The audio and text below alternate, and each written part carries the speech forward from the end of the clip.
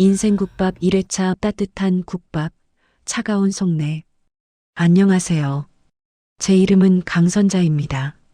남문시장에서 제 이름을 걸고 국밥집을 한 지 올해로 꼬박 30년이 넘었네요.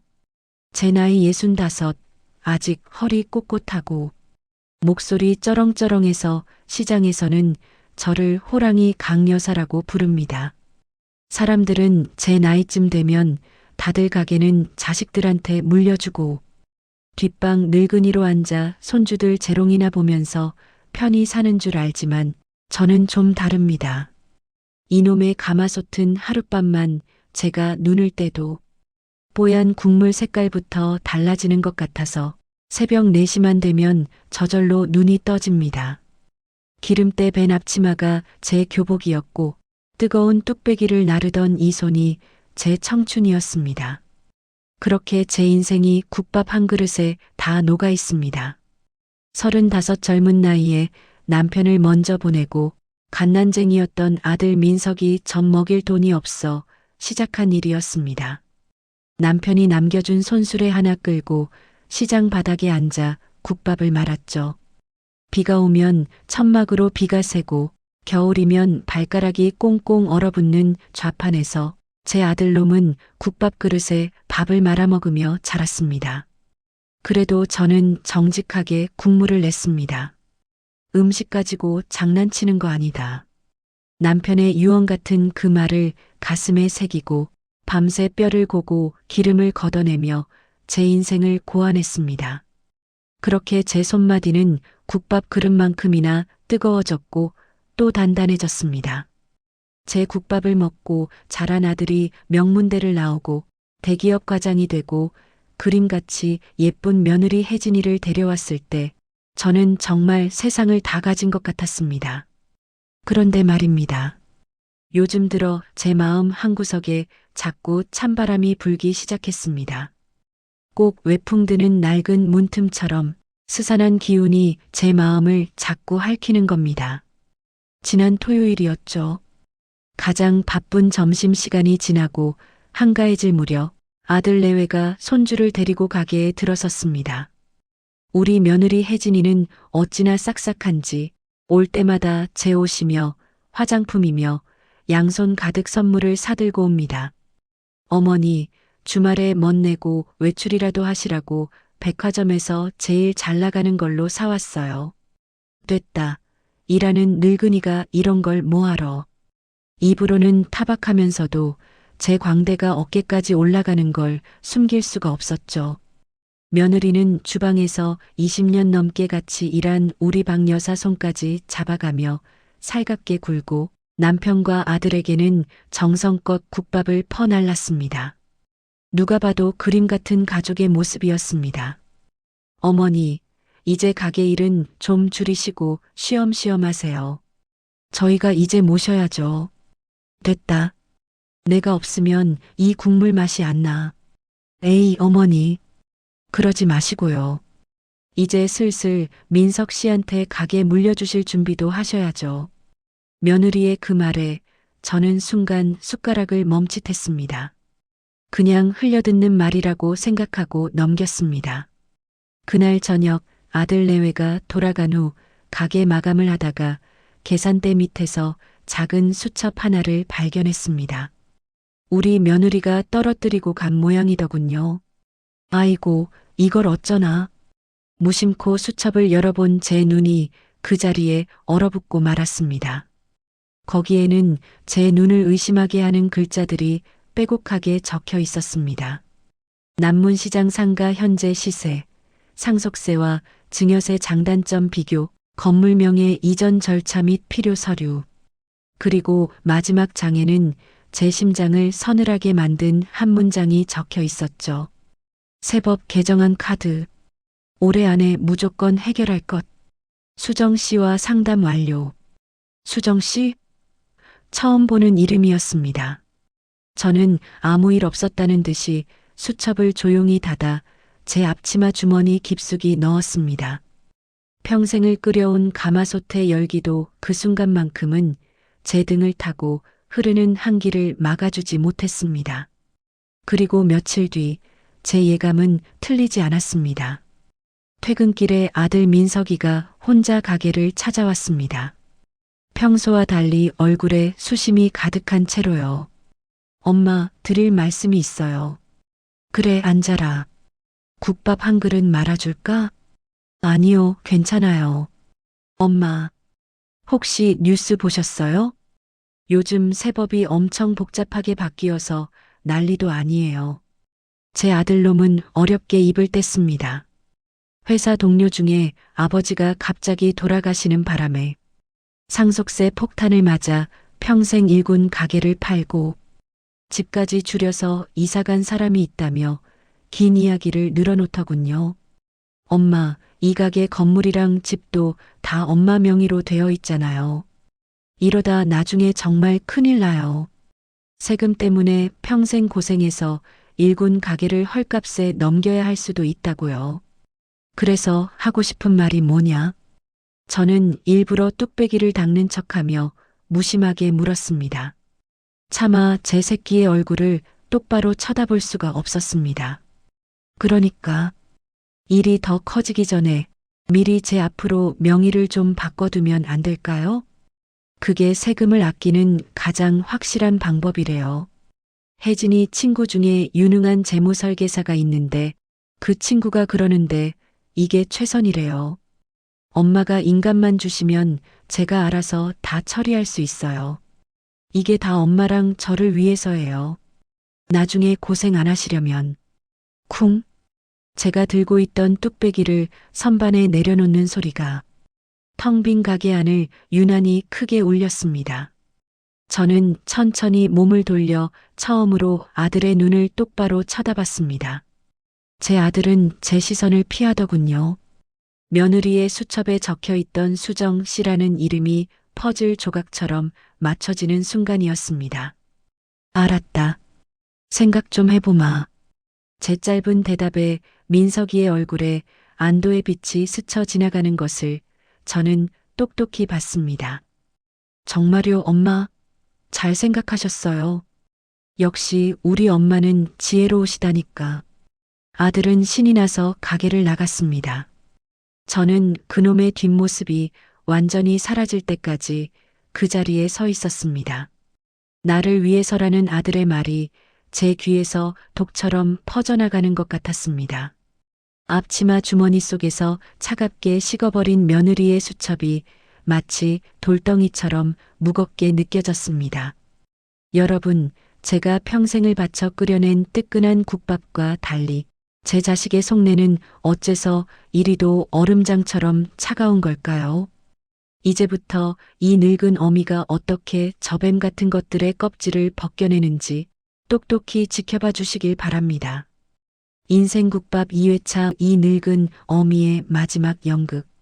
제 아들 민석이가 다녀간 후로 며칠 밤을 뜬 눈으로 지새웠습니다.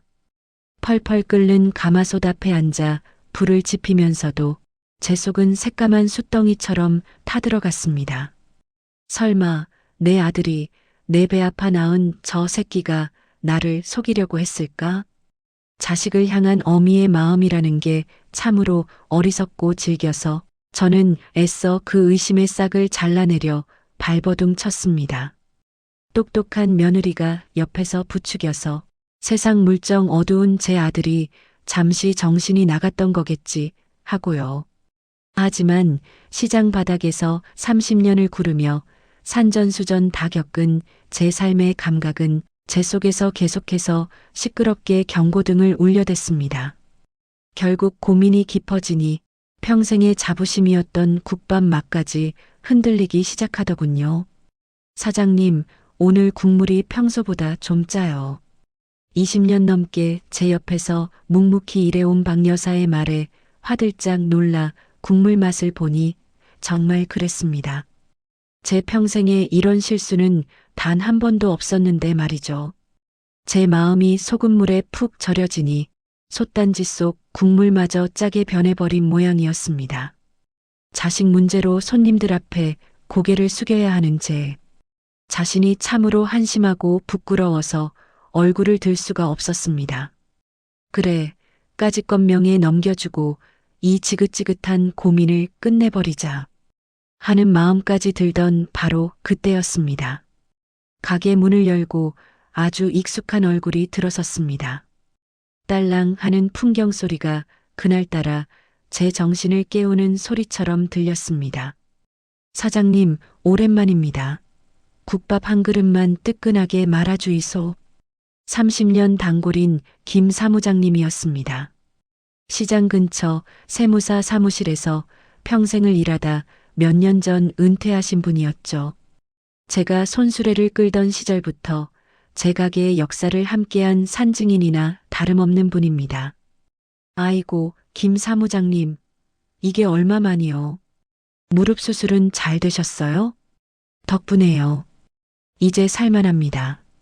그나저나 사장님은 얼굴이 왜 이리 반쪽이 되셨소? 가게에 무슨 일 있어요?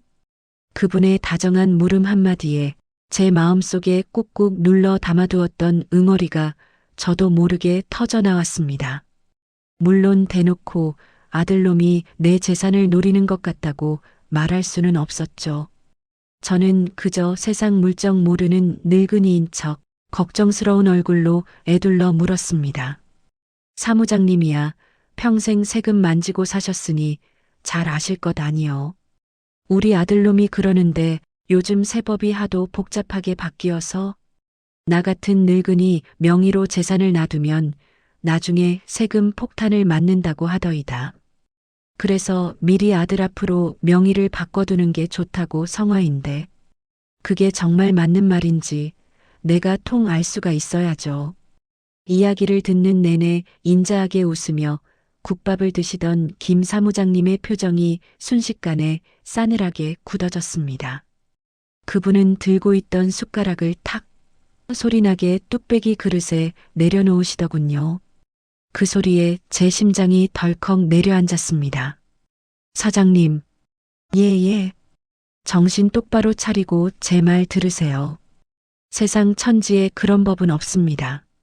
김 사무장님의 단호한 목소리가 제 심장에 비수처럼 날아와 꽂혔습니다. 그거 아드님이 사장님을 속이려고 하는 겁니다. 제가 그쪽에서 평생 일하면서 그런 인간들 한두 번 본 줄 아세요? 멀쩡한 부모를 치매 환자나 세상 물정 모르는 늙은이로 몰아가면서 재산부터 빼돌리려는 아주 전형적인 수법이라고요. 아니, 그럴 리가요. 우리 아들이, 제 아들이 저한테 어떻게... 사장님, 제가 사장님을 30년 넘게 봤습니다. 사람이 변하는 거 한순간입니다. 특히 옆에 누가 있느냐에 따라서요. 김 사무장님은 냅킨에 자신의 개인 번호를 적어주시며 신신당부를 하셨습니다. 절대 인감도장 넘겨주시면 안 됩니다. 이 강선자 이름 석자가 찍힌 도장은 사장님 목숨과도 같은 겁니다. 혹시라도 무슨 일 생기면 무조건 저한테 전화하세요. 아시겠습니까?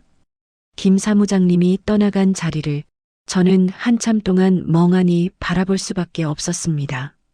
제 마지막 희망의 끈이 툭 하고 끊어지는 소리가 들리는 듯 했습니다. 아들이, 제 새끼가 정말로 이 늙은 어미의 등을 치려 했습니다. 분노보다 먼저 찾아온 것은 살점이 찢겨나가는 듯한 처절한 슬픔이었습니다. 그날 밤 가게에 홀로 남아 텅 빈 의자들을 바라보는데 눈물이 비오듯 쏟아졌습니다. 하지만 저는 이를 악물고 눈물을 닦았습니다. 이제부터는 우는 대신 싸워야 했습니다. 내 피와 땀이 서린 이 국밥집을, 내 인생을 날로 먹으려는 저것들의 속내를 끝까지 파헤치고 그 대가를 반드시 치르게 해야 했습니다.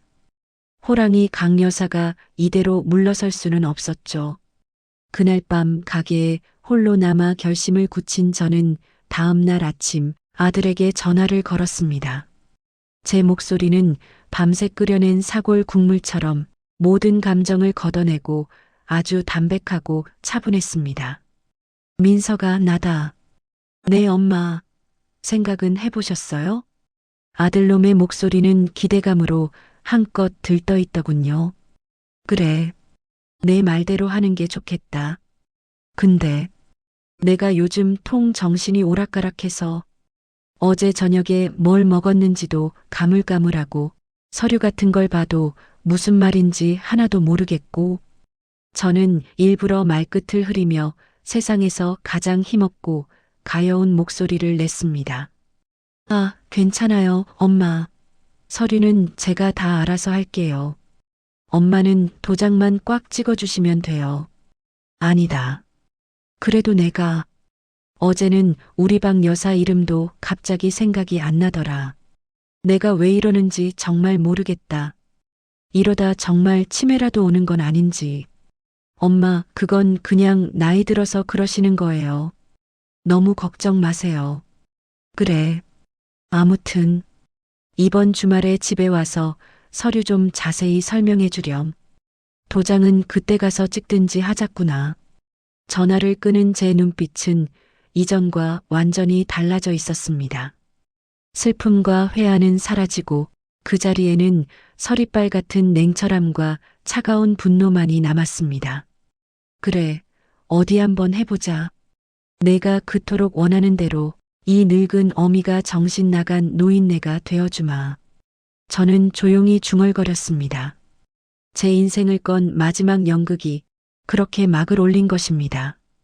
주말이 되자 아들 내외는 서류 가방까지 챙겨 들고 싱글벙글하며 가게로 찾아왔습니다. 어머니, 저희 왔어요. 컨디션은 좀 어떠세요? 너희가 누구더라? 아, 우리 민석이랑. 애미구나. 어서들 와라. 저는 일부러 초점 없는 눈으로 허공을 보며 중얼거렸습니다. 제 아들과 며느리가 서로 의미심장한 눈빛을 교환하는 것을 저는 흐릿한 시야 너머로 똑똑히 보았습니다.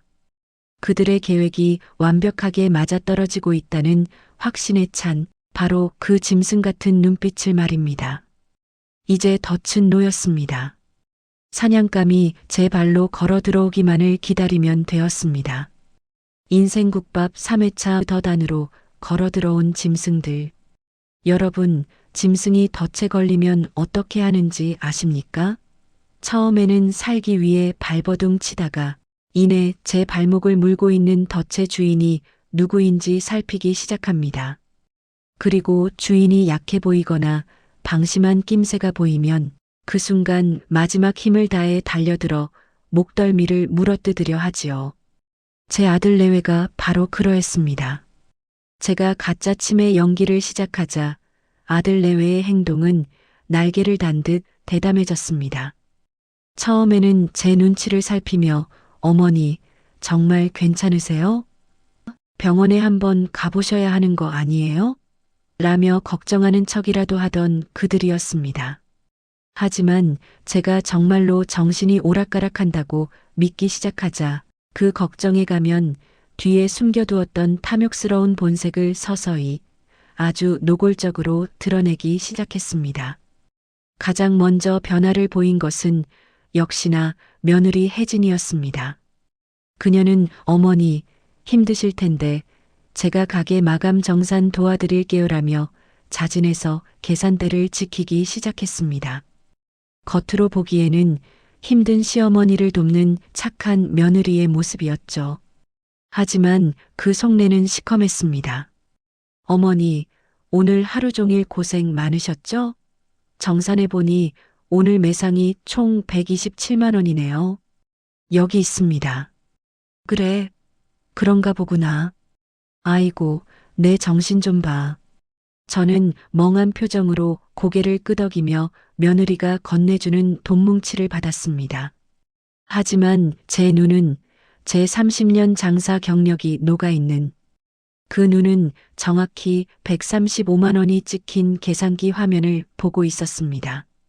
혜진이는 그 차액 8만 원을 아주 자연스럽게 제 핸드백 속 지갑이 아닌 자신의 주머니에 슬쩍 찔러 넣었습니다. 그러고는 제 아들 민석이를 보며 아무도 모르게 윙크를 하더군요. 제 아들놈은 못 본 척 고개를 돌렸지만 그놈의 입꼬리가 미세하게 올라가는 것을 저는 놓치지 않았습니다. 이 모든 장면은 계산대 위 손님이 선물이라며 놓고 간 작은 다육, 화분에 숨겨진 카메라에 고스란히 담기고 있었습니다. 하루 이틀 소에게 현금을 빼돌리는 것에 재미를 붙인 혜진이의 욕심은 걷잡을 수 없이 커져만 갔습니다. 어느 날 그녀는 가게 한쪽에 놓인 낡은 철제 금고를 유심히 살피기 시작했습니다. 제가 평생 국밥을 팔아 한 푼, 두 푼 모은 비상금과 시어머니에게 물려받은 금부치들이 들어있는 저의 마지막 보루 같은 곳이었죠. 어머니, 이 금고 비밀번호는 뭐예요? 혹시 어머니 갑자기 쓰러지시기라도 하면 저희가 10줄은 알아야 병원비라도 내지 않겠어요. 비밀번호? 그게 내 생일이었나? 아니면 돌아가신 내 아버지 기일이었나? 아이고 머리야. 저는 머리를 감싸쥐며 세상에서 가장 괴로운 사람인 척 연기했습니다. 혜진이는 알았어요, 어머니. 무리하지 마세요라며 제 등을 상냥하게 두드려 주었지만 그날 밤 저희 집 거실에서 제 아들을 닥달하는 소리는 그 상냥함과는 거리가 멀었습니다. 자기는 아들이면서 그것도 몰라? 어떻게든 알아내야지. 저 안에 돈이 얼마인데. 엄마가 정말 기억을 못하시는 걸 어떡하라고. 기억을 못하는 게 아니라 우리한테 주기 싫어서 저러시는 걸 수도 있어. 당신 어머니 시장 바닥에서 구른 사람이라 보통 내기가 아니잖아. 이럴 때일수록 우리가 정신 바짝 차리고 꽉 잡아야 한다고. 집 거실 천장에 설치된 화재 경보기 모양의 카메라가 그들의 추악한 대화를 선명하게 녹화하고 있었습니다. 저는 제 방 침대에 누워 태블릿으로 그 모습을 실시간으로 지켜보며 끓어오르는 분노를 사겨야 했습니다. 보통 내기가 아니지. 아니고 말고. 너희 같은 짐승들을 상대하려면 보통 내기로는 어림도 없지. 며칠 뒤 혜진이는 더 교활한 계획을 세웠습니다. 그녀는 민석이를 시켜 저를 모시고 종합병원에 다녀오게 했습니다. 물론 치매 검사를 받게 하기 위한 것이었죠. 저는 순순히 따라 나섰습니다. 의사 앞에서 일부러 엉뚱한 대답을 하고 간단한 질문에도 한참을 고민하는 척 연기를 했습니다. 의사 선생님이 그러시는데 초기 증상이 맞대요. 지금부터 약 잘 먹고 관리하지 않으면 금방 악화될 거라고. 집에 돌아온 민석이는 제 손을 붙잡고 침통한 표정으로 거짓말을 했습니다. 사실 의사는 제게 어머님, 연세에 비해 아주 총명하십니다. 가벼운 노인성 건망증일 뿐 치매와는 거리가 아주 머니 걱정 마십시오라고 말했습니다. 하지만 그들은 진단서를 교묘하게 위조해 인지저하 및 초기 치매, 소견, 보호자의 각별한 관심이 필요함이라는 문구를 집어넣었습니다. 이 모든 것은 나중에 제 재산을 완벽하게 가로채고 저를 요양원에 보낼 때를 대비한 명분 쌓기용이라는 것을 저는 이미 알고 있었습니다. 그리고 마침내 그들의 진짜 속내가 드러나기 시작했습니다. 그들은 이제 제가 없는 사람인 것처럼 제 앞에서 대놓고 자신들의 계획을 떠들기 시작했습니다. 여보, 이제 정말 결정을 내려야 해. 그날 밤 혜진이는 제 바로 옆에서 과일을 깎으며 민석에게 최후 통첩을 하듯 말했습니다. 어머니 저러시는 거 봐. 언제 가스 불 켜놓고 주무실지 가게에 불이라도 낼지. 어떻게 알아? 저러다 큰일 나면 우리가 다 책임져야 해. 더 늦기 전에 시설 좋은 요양원으로 모시는 게 어머니를 위해서도 우리를 위해서도 좋은 거야. 요양원이라니. 아무리 그래도 어떻게 엄마를. 요양원이 뭐 어때서? 요즘 시설 좋은 데는 호텔보다 더 좋아. 우리가 자주 찾아뵈면 되지. 그리고 솔직히 말해서 어머니가 요양원에 계셔야 우리가 마음 놓고 가게 명예 이전도 하고 본격적으로 가게를 물려받을 준비를 할 거 아니야. 안 그래? 그들의 대화를 바로 옆 소파에 누워 자는 척하며 듣고 있던 저는 온몸의 피가 차갑게 식다 못해 얼어붙는 것을 느꼈습니다. 돈을 훔치는 것까지는 제가 평생 고생해서 번 돈이니 눈 딱 감고 이해해 보려 했습니다. 하지만 저를 정신병자로 몰아 요양원에 가둬버리고 제 모든 것을 차지하려 했다는 사실은 도저히 용서할 수가 없었습니다. 이건 단순한 탐욕이 아니었습니다. 자식이 살아있는 부모에게 저지르는 가장 잔인하고 추악한 패륜이었습니다. 저는 이제 모든 증거가 충분하다고 판단했습니다. 저들의 죄를 입증하고도 남을 만큼 차고 넘쳤습니다. 저는 이 지긋지긋한 연극을 끝내고 심판의 날을 맞이하기 위한 마지막 무대를 준비하기로 했습니다. 이 늙은 어미가 차려주는 마지막 만찬을 그들에게 대접할 시간이 온 것입니다. 여러분, 여기까지가 제 기막힌 이야기의 시작입니다.